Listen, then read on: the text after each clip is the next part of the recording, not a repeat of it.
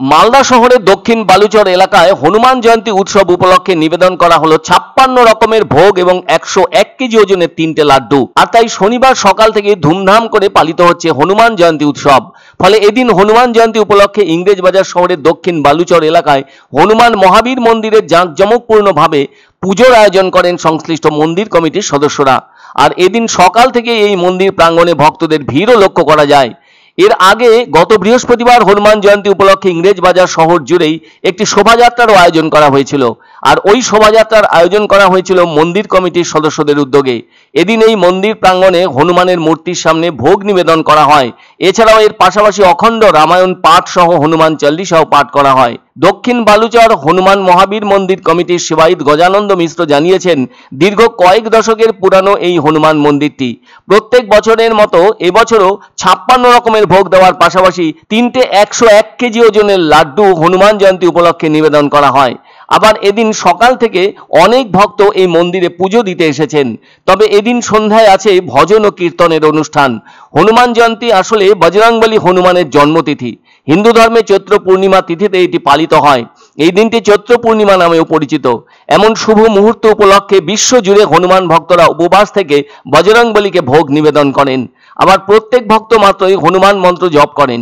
জানা গেছে জব্বলপুরের পাঁচমাথা হনুমান মন্দিরেও এদিন 56 রকমের ভোগ ছাড়াও 5000 কেজি ওজনের একটি বিশাল লাড্ডু দিয়ে মহাথালি প্রস্তুত করা হয়েছে।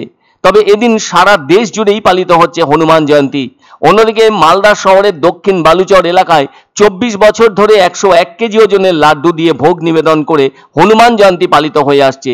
এই শহরের পূর্ব প্রান্তে মহানন্দা নদীর ধারে রয়েছে মহাবীর হনুমান মন্দিরটি। তবে এখানে শুধুমাত্র মালদা জেলা থেকেই নয়, বিহার, ঝাড়খণ্ড, আসাম এমনকি উত্তরপ্রদেশ থেকেও ভক্তরা এসে পুজো দিয়ে থাকেন। দুপুর থেকে ভিড় বাড়তে থাকে এখানে। আর এবার তো 101 কেজি ওজনের 3টে লাড্ডু নিবেদন করা হয়েছে। উৎসবের দিনগুলিতে মন্দির চত্বরে হাজার হাজার ভক্তের উপস্থিতিও লক্ষ্য করা যায়। এছাড়াও চলছে হনুমান চালিসা পাঠ এবং সেই সঙ্গে আরতি। আবার মন্দিরে আসা ভক্তরা প্রসাদও পেয়ে থাকেন। তবে পূর্ণিমা পেয়ে যাওয়ায় হনুমান বাবাকে সোয়ামণি ভোগও দেওয়া হয়েছে। জানা গেছে এই মন্দিরে 2023 সালে 1 কুইন্টাল 1 কিলোর লাড্ডু ভোগও দেওয়া হয়েছিল। এদিকে এবছরও এদিন এখানকার মহাবীর হনুমান মন্দিরে সন্ধ্যায় থাকছে ভজন এবং কীর্তন।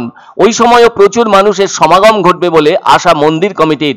যারা সারা বছর হনুমানকে ভগবান মেনে ব্রত পালন করে থাকেন তারাও এদিন ভক্তি সহকারে পুজো দিলেন নিজেদের সুবিধে মতো থাকা মন্দিরে।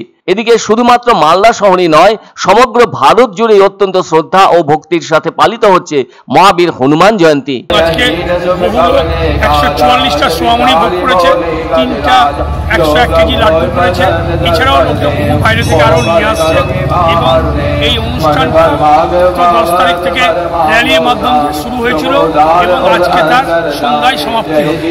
সোয়ামণি ভোগ, প্রসাদ, জোট और सब भक्तों के आशीर्वाद सकाल থেকে 11টা পর্যন্ত চলবে।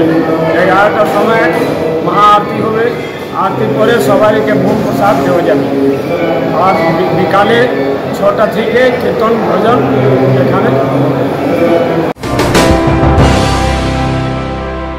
পছন্দসই সেরা খাবার খেতে হলে সোজা চলে আসুন রুচিসম্মত আধুনিক মানের রেস্টুরেন্ট রাজদরবারে। কেননা এখানেই আপনারা পাবেন ভোজনের রাজকীয় অনুভূতি। শুধু পুজোর সময়ই নয়, সারা বছরই রকমারি খাবার সরবরাহ করাই এই রেস্টুরেন্টের আভিজাত্য। আমাদের ঠিকানা রাজদরবার, রাহুতবাড়ি, বাবুপাড়া, জলপাইগুড়ি। এক অন্য অনুভূতির স্পর্শ পাওয়া যায় রয়কো ব্র্যান্ডের গেঞ্জি ও জাঙ্গিয়ায়। তাই ছোট বড় সবার পছন্দ রয়কো গেঞ্জি ও জাঙ্গিয়া।